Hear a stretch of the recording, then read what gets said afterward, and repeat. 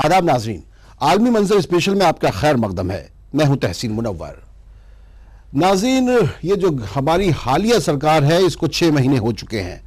इसकी खारजा पॉलिसी को लेकर मुख्तलिफ किस्म की बातें कही जा रही हैं, लेकिन हमने देखा है कि इन 6 महीनों में वज़ीर आज़म नरेंद्र मोदी ने गैर मुमालिक के बहुत दौरे किए हैं और इन दौरों को लेकर काफ़ी मीडिया में शोर भी रहा है। तो क्या ये सिर्फ शोर है या इस दौरे से या इनके इन दौरों से कुछ हासिल हुआ है? क्या हमारी खारजा पॉलिसी किसी नई समत में रवा है?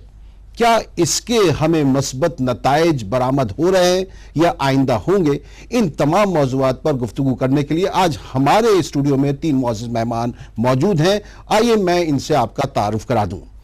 हमारे दरमियान मौजूद हैं जवाहरलाल नेहरू यूनिवर्सिटी से डॉक्टर राजन कुमार। इसके अलावा हमारे दरमियान मौजूद हैं मारूफ सहाफ़ी और हिंदुस्तान टाइम्स के पॉलिटिकल एडिटर जनाब विनोद शर्मा जी।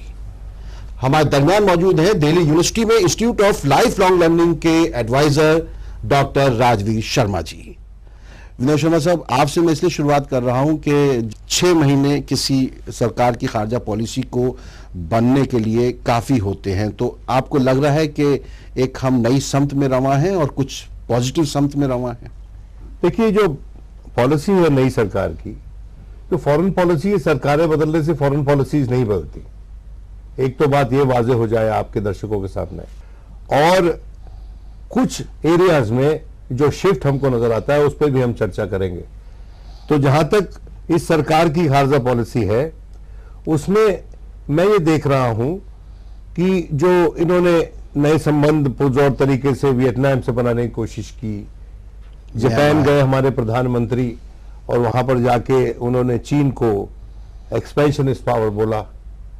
उसके बाद नाम लेकर तो नहीं बोला उन्होंने, नाम लेकर नहीं बोला, लेकिन प्रत्यक्ष था, एल्यूशन बड़ा क्लियर था जी। जापान में जाके जापान के संदर्भ में कौन है एक्सपेंशनिस्ट पावर, किसके साथ टेरिटोरियल डिस्प्यूट्स हैं जापान के, किसके साथ टेरिटोरियल डिस्प्यूट्स हैं वियतनाम के।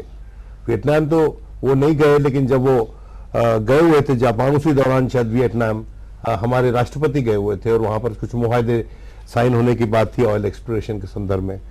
और उसके बाद यूएनजीए में उसकी कॉन्फ्रेंस की बगल में वो नवाज शरीफ से नहीं मिले, लेकिन इजराइल के प्रधानमंत्री नेतन्याहू से मिले, जो कि भारत और इजराइल के इतिहास में पहली ऐसी मुलाकात थी। उसके बाद जाहिर है वो यूनाइटेड स्टेट्स गए। तो इस सब को मद्देनजर रखते हुए, और जैसा कि अरुण शौरी साहब ने भी फरमाया है जी कि ये जो है ये किस करवट हमारी फॉरेन पॉलिसी बैठ रही है, इसमें जो हमारी पैलेस्टीन के इशू पे जो हमारी पुरानी हिस्टोरिकल पोजीशन रही है वो किस तरह से आगे बढ़ाई जाएगी या डाइल्यूट हो जाएगी, मैं अभी इस वक्त नहीं कह सकता हूं। और उसी तरह से चीन इस पे कैसे रिएक्ट करेगा। सही बात है कि चीन जो है, भारत जिस तेजी के साथ लुक ईस्ट पॉलिसी के जरिए दुनिया भर में पहुंच रहा है, तो चीन को कहीं ना कहीं भारत से खतरा तो होगा ही। वो उसको किस तरीके से लेता है। डॉक्टर राजवीर शर्मा साहब, मैं आपसे मालूम करना चाहता हूं, जो कुछ विनोद शर्मा जी ने मुस्कुरा कर वज़ीर आज़म नरेंद्र मोदी की खारजा पॉलिसी को लेकर कहा, आप उससे कितना इत्तेफाक करते हैं? जब हम प्राइम मिनिस्टर मोदी की खारजा पॉलिसी का विश्लेषण करते हैं तो हमको 2 बातें ध्यान में रखनी होंगी। एक बात तो ये कि अभी मोदी जी प्रधानमंत्री के नाते 6 महीने में एक शुरुआत कर रहे हैं, और दूसरी ये कि वो विश्व की राजनीति को भी, क्षेत्र की राजनीति को भी, और देश की जो विदेश पॉलिसी है उसको एक तरीके से रीडिफाइन करने की और उसको प्रभावित करने की कोशिश कर रहे हैं। मेरी नज़र में यह है कि 2-3 बातें बहुत ही अहम हुई हैं। एक तो ये कि भारत विश्व के पटल पर अपने आप की पहचान एक असर्टिव और एक इमर्जिंग पावर के रूप में बना रहा है। दूसरी बात ये कि प्रधानमंत्री मोदी अपने आप में, उनकी जो छवि उभरी है विश्व के पटल पर या रीजनल लेवल पर, जैसे सार्क है या ब्रिक्स है, वो छवि ऐसे आदमी की उभरी है who is a man of vision, who is a man of commitment, who is a man of compassion, who is a man of development। और मुझे लगता है कि ये जो चीज़ें हैं विश्व के पटल पर दोबारा से असर्ट करना, ऐसा नहीं कि ये पहले कोई ये भाषा नहीं बोली जाती थी, लेकिन इस भाषा को स्ट्रेस करते हुए ये कहना कि विश्व को साथ रहने का तरीका केवल डेवलपमेंट का हो सकता है। एक वो ये कह रहे हैं कि conflict is not the answer, cooperation is the answer, and this is also not a new idea for some people, but to say it assertively, ये दबाव डाल करके कहना, ये बहुत महत्वपूर्ण एक बात है जो कि नरेंद्र मोदी कह रहे हैं। आज भी अगर आप सार्क के सम्मेलन को देख लें या ब्रिक्स के सम्मेलन को देख लें तो उनका जो फोकस रहा है वो दो बातों पर रहा है। एक तो ये कि economic development and economic growth should be the centre of all policy. Doctor Rajan Kumar, Rajeev Sharma साहब जो कह रहे हैं और विनोद शर्मा साहब जो कह रहे हैं, इन दोनों के बीच में मुझे कुछ देखना यह है कि आसियान हो या ब्रिक्स हो या G20 हो या एपेक हो, इस सब में, और इनके अभी जो ये सब तमाम दौरे वगैरह और सार्क भी देख लीजिए, तो क्या कुछ वाकई ऐसा कुछ निकल के आएगा कि वो कि हमको लगे कि हाँ ये मेडिसिन स्क्वायर की जो मैडनेस है उससे भी कहीं ज़्यादा बात है? अभी जो मोदी जी का आप देखें कि जिन्होंने जो देशों का दौरा किया है, तो पिछले 6 महीने में, अभी 180 दिन से थोड़े से ज़्यादा हुए हैं, लगभग वो 1 महीना देश से बाहर थे, पूरे लगभग 30 दिन लगभग वो बाहर थे। तो उससे एक इम्प्रेशन जाता है कि फॉरेन पॉलिसी को फिर से एक रिवाइटलाइज या डायनेमिक्स नया देना चाहते हैं, लेकिन ये कह देना कि वो मैन ऑफ एक्शन है और उससे काफ़ी बदलाव फॉरेन पॉलिसी में आ गए हैं, ये मुझे लगता है कि थोड़ा सा प्रीमेच्योर होगा और काफ़ी अर्ली होगा, क्योंकि जो आप उनकी जो नीतियाँ अभी जो जहाँ डील्स हुए हैं उसको अगर एसेस करें तो देखें कि उसके रिजल्ट्स काफ़ी मिक्स्ड हैं। तो जो अभी जो विदेश नीति है उसमें क्या क्या चीज़ उससे प्रभाव डाला, जो डिटर्मिनेंट्स कई बार हम लोग बोलते हैं, तो एक तो सबसे पहले कि जो अर्थव्यवस्था की बात करें कि आपकी अर्थव्यवस्था की क्या क्या आवश्यकता है, और उसमें सबसे है कि आपकी न्यू लिबरल पॉलिसीज हैं, तो उसमें आपको इन्वेस्ट FDI करवाना होगा, चाहे वो रेलवेज में हो या आपको डिफेंस सेक्टर में हो, तो या इंश्योरेंस सेक्टर की बात हो रही है, तो उसमें कहाँ से कंपनी जाएंगे, तो जापान से आएंगे, यूनाइटेड स्टेट्स से आएंगे, या अब चाइना से भी आने की बात चल रही है, तो उससे आपको इकोनॉमिक इन्वेस्टमेंट की बात है, वो उनकी प्रायोरिटी है, उसमें कोई डाउट नहीं है, ये मोदी जी की प्रायोरिटी है। और इसलिए आप देख रहे हैं जापान से 35 बिलियन, चीन से 20 बिलियन, इस तरह की जो बातें हो रही हैं। दूसरा जो है, एक जो इनका आइडियोलॉजिकल जो अंडरपिनिंग्स है, जो मोदी की विदेश नीति अगर देखें तो उसमें एक आइडियोलॉजी है, और वो आइडियोलॉजी जो कल्चरल नेशनलिज्म है, जो कि और वो एक वोट बैंक की पॉलिटिक्स है। और क्योंकि आप देखते हैं जब वो मेडिसन स्क्वायर में जाके बोलते हैं तो शायद वहाँ की अमेरिकन जनता उनका वो एक्शन के अंदर नहीं है, उनका है जो डायस्पोरा है, प्लस जो यहाँ के जो लोग हैं उनको। तो ये पहली बार आप देख रहे हैं कि जो आपकी जो डोमेस्टिक पॉलिटिक्स है वो विदेश नीति को इतने हद तक प्रभावित कर रही है। ये पहले थोड़ा सा कम लगता था, लेकिन जहाँ तक अब असेसमेंट की बात हो, मैं थोड़ा सा ब्रीफली उसको बता दूँ कि जैसे ब्रिक्स में जो न्यू बैंक एस्टेब्लिश की बात हुई, या वहाँ के प्रेसिडेंट फिर इंडियन होंगे उसकी बात हुई, ब्रिक्स एक रूप में सक्सेसफुल था। मोदी जी की जो WTA पे जो पोजीशन था, और फाइनली जो उस बात पे अमेरिका में समझौता भी हो गया, तो वो एक सक्सेसफुल था। लेकिन देखिए जिस पे जो हार्डलाइन पॉलिसीज की बात करते हैं, हम चीन के साथ, जब चीन के साथ हो गए तो आप वार्ता कर रहे हैं और चीन के साथ आपका कोई वहाँ पे इनकर्जन भी हो रहा है उसी समय। आप दूसरी ओर अगर आप देखेंगे पाकिस्तान के साथ आपकी पॉलिसी कंप्लीटली कंफ्यूज्ड है, आपको पता नहीं, एक बार बोलते हैं बात नहीं करना है, दूसरी बार जाके बात करना है, इससे काफी कंफ्यूजन सार्क में भी आप जानते हैं। आपकी पॉलिसी वेस्ट एशिया में कुछ भी नहीं है, कहीं पे क्लैरिटी नहीं है। तो मैं ये कहना चाह रहा हूँ कि जापान के साथ उन्होंने अच्छा किया, ब्रिक्स पे अच्छा किया, US के साथ जो एग्रीमेंट्स हुए हैं वो US के इंडिया के फेवर में बिल्कुल भी नहीं है। नाज़रीन, यहाँ वक्त एक मुख्तसर वक्फे का, हम लौट कर आते हैं।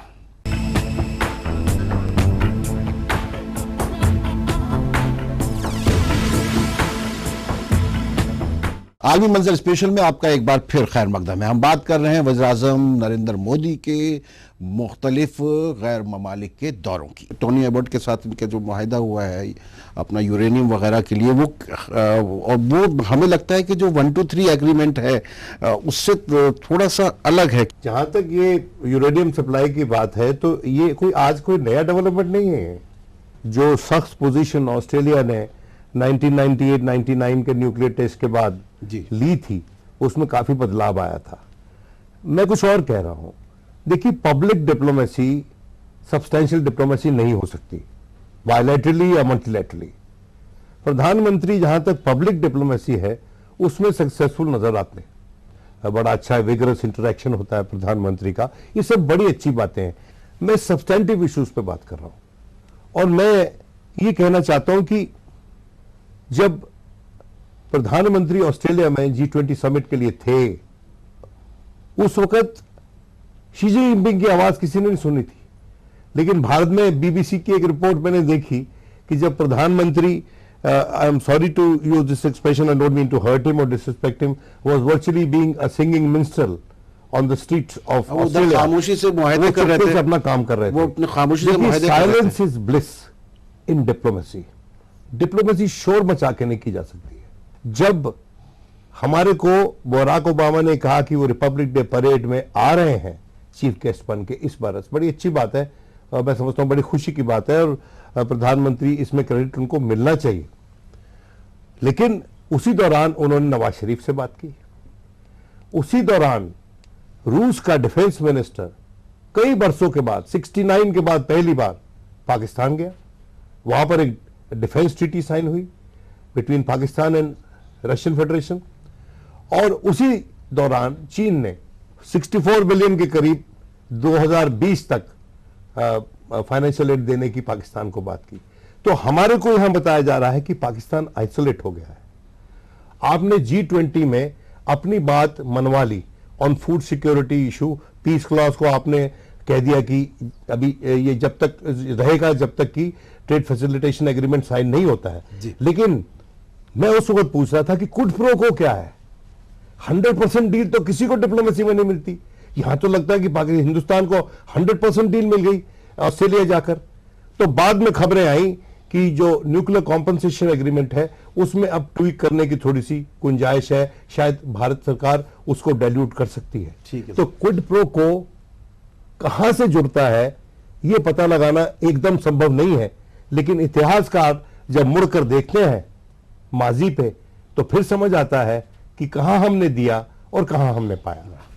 सर, शोर शराबे से अलग हट के खामोशी से के साथ क्या खारजा पॉलिसी को आगे बढ़ाना चाहिए? मुझे लगता है कि जो 60 साल की खामोशी की डिप्लोमेसी है, इसमें से कितना सब्सटेंटिव चीज़ें निकली हैं ये तो हम सबको मालूम है। कई जगह पर, कई मौक़ों पर, कई अवसरों पर भारत की, उनका कहने का मतलब ये कि मीडिया में शोर शराबा बहुत होता है, मैं उसी पर आ रहा हूँ। देखिए, नहीं, रिजल्ट कुछ नहीं आ रहा। नहीं, रिजल्ट आ रहे हैं। अभी विनोद जी ने कहा है कि रिजल्ट आए हैं, ऐसा नहीं है कि रिजल्ट नहीं आए। मैं आपको एक बात बताऊं कि ये बहुत ज़रूरी है हिंदुस्तान के लिए ये कहना कि भाई politics of dominance and subordination बहुत हो गया। Now we want the politics of equality and dignity of all. This is what Modi is trying to say. और मुझे लगता है कि ये मैसेज अगर across the country and across the table अगर जाता है वर्ल्ड ओवर, तो it will give a new direction to world politics as well as the foreign policy of India. दूसरी बात यह है कि जितने भी चाहे तो विकसित देश हैं या विकासशील देश हैं, उनको वो साथ लाने की कोशिश कर रहे हैं। डॉक्टर साहब, सार्क कितना कामयाब रहा है दौरा, क्योंकि अभी ये जल्द ही हुआ है, हमारे सबके जहन में भी होगा, तो इस पर मुझे जरा बताइए आप। कि देखिए 30 साल का इतिहास रहा है हमारा सार्क का और मुझसे 30 समझौते नहीं हुए, लेकिन इस बार भी 3 पे बात हो रही थी। एक था एनर्जी इलेक्ट्रिसिटी जिसकी बात हो रही थी, दूसरा रोडवेज और रेलवेज की बात हो रही, 3 में। देखिए इसमें सबसे जो मुसीबत है वो 2 हैं। जो आप में जो साउथ एशियन इंटीग्रेशन में जो नहीं हो सकती उसका 2 कारण। एक तो भारत और पाकिस्तान। भारत और पाकिस्तान दोनों में जो जानते हैं इनका हिस्ट्री है, प्लस ये दोनों वेस्ट से ज़्यादा करीब हैं, अपने दूसरे नेबर से बहुत दूर है। और दूसरा जो है उसमें एक भारत का भी प्रॉब्लम है, जो इंडियन बायलैटरलिज्म। भारत का प्रॉब्लम, कोई भी जो मजबूत देश होता है तो वो जब समझौते करते हैं तो उसमें दिक्कत आती है कि वो अपने से जो कमजोर शक्तियां होती हैं उनसे समझौते करते हैं। उसमें बायलैटरल जो पॉलिसी उनको प्रेफर करती है, क्योंकि मल्टीलैटरल में क्या होता है कि गैंग अप हो जाते हैं जो छोटी छोटी शक्तियां। अभी जैसे आप देखेंगे कि 3 पाकिस्तान, श्रीलंका और नेपाल ने बोला कि चाइना को भी मेंबरशिप इसमें होना चाहिए, मिलना चाहिए। तो ये क्या हो रहा है कि उनको लगता है कि भारत को बैलेंस करने के लिए एक नई शक्ति को लाना जरूरी है, और ये इस तरह की पॉलिसीज भारत को बिल्कुल पसंद नहीं आएगी। तो जो रियल इंटीग्रेशन जो होना है, जैसे कि यूरोपियन यूनियन या साउथ ईस्ट एशिया में क्यों इंटीग्रेशन हुआ, उसका एक कारण यह है कि वहाँ पे शक्तियां बिल्कुल एक तरह की हैं। अभी अगर देखेंगे G20 की जो मीटिंग ब्रिस्बेन में हुई थी, उसमें मोदी साहब एक ही चीज पे चर्चा करते रह गए, उसमें black money black money black money black money, आप भी जानते हैं, हम भी जानते हैं ना। तो उसमें फिर अमेरिका और कनाडा और जर्मन जो है पुतिन साहब के पीछे पड़ गए थे, वो भी एक एजेंडा लेकर आए। पुतिन अलग से वहां से उठ के चले गए, वो नाराज हो गए। देखिए वहां पर क्या हुआ, अगेन देखिए मैं वो जो कह रहा था कि डोमेस्टिक पॉलिटिक्स के लिए पब्लिक डिप्लोमेसी को आप इस्तेमाल कर रहे हैं। G20 के सामने कई मसले हैं और मेरी नजर में ब्लैक मनी के अलावा एक अहम मसला जो उनके सामने था, वो जो ब्रेटन वुड्स इंस्टीट्यूशंस हैं उनमें इंटरनल रिफॉर्म्स, उनमें डेमोक्रेटाइजेशन और उनमें ये वादा बड़े मुल्कों के द्वारा कि जो धन उनको देते हैं उनको चलाने के लिए वो बाकायदा रहे और भारत का और देशों का उसमें एक रोल हो, और जब वो पॉलिसीज बनाए जैसे कि इंटरनेशनल मॉनेटरी फंड या वर्ल्ड बैंक, तो उन पॉलिसीज में जो स्पेसिफिक हमारी कंडीशंस हैं हमारा ख्याल रखा जाए, उसका भी ध्यान रखा जाए। लेकिन उस पर क्या विस्तृत चर्चा हुई हमको कुछ नहीं पता। हमको सिर्फ इतना पता है कि काले धन पे प्रधानमंत्री ने वहां पर पुरजोर बड़ा असर्टिवनेस दिखाई। आली मंजर में यहां फिर वक्त है एक मुख्तसर वक्फे का, कहीं जाइएगा नहीं, बहस थोड़ा अच्छी हो रही है।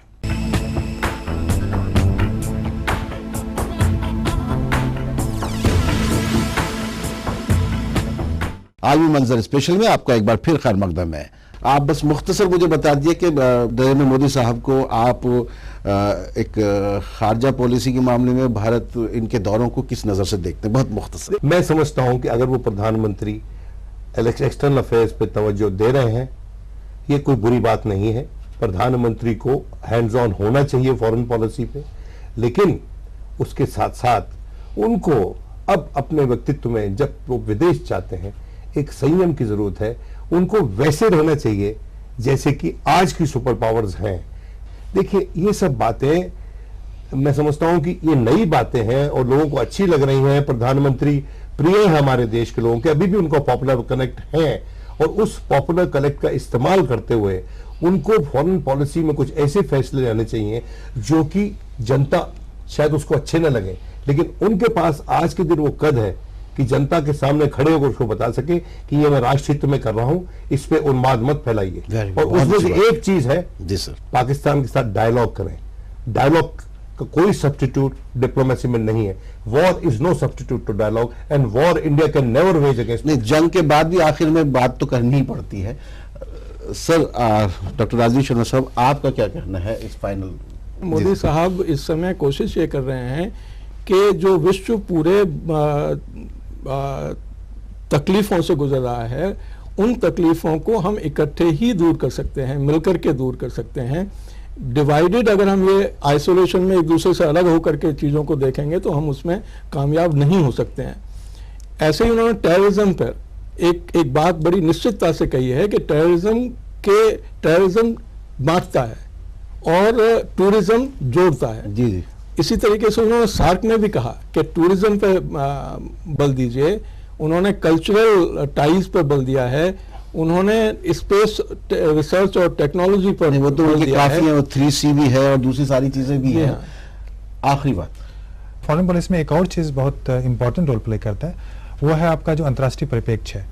अब वहाँ जो बैलेंसिंग की बात हो रही है कि आप यूएस के साथ तो जा रहे हैं, ओबामा जी को भी बुला रहे हैं, लेकिन इससे क्या हो रहा है कि आपका जो पुराने जैसे रशिया का पाकिस्तान के साथ अब संधि होने लगा, आर्म्स डील होने लगा है, चाइना और रशिया में डील हो रहा है, चाइना रशिया पाकिस्तान, तो इस तरह का जो जियोपॉलिटिकल एक नया एक जो पूरा तो इसमें आपको नजर आ रहा है। सवाल है कि वहाँ पे आप वहाँ अंतर्राष्ट्रीय राजनीति में आप राहुल गांधी से नहीं डील कर रहे हैं, वहाँ तो लीडर्स हैं, ओबामा है, शी जिनपिंग है और पुतिन है। तो ये आपको समझना पड़ेगा इसमें। जो नए रास्ते बनेंगे, जो नई चीजें जुड़ेंगी तो ये सब हलचल मचेगी। प्रोफेसर साहब एक बात सुन लीजिए, मिसाल के तौर पे सार्क में, अब सार्क में शुरू में हाथ भी नहीं मिलाया प्रधानमंत्री ने, हमारे प्रधानमंत्री ने और नवाज शरीफ ने। मैं किसी को ब्लेम नहीं कर रहा हूं किसकी गलती थी कि हाथ नहीं मिला, लेकिन बाद में जब हाथ मिला तो एक बड़ी हेडलाइन बन गई। और मेरी नजर में इंडिया पाकिस्तान के साथ सार्क लेवल पे भी हाइफोनेट हो गया। देखिए, हम अपने आप को पाकिस्तान से डी हाइफोनेट करना चाहते हैं।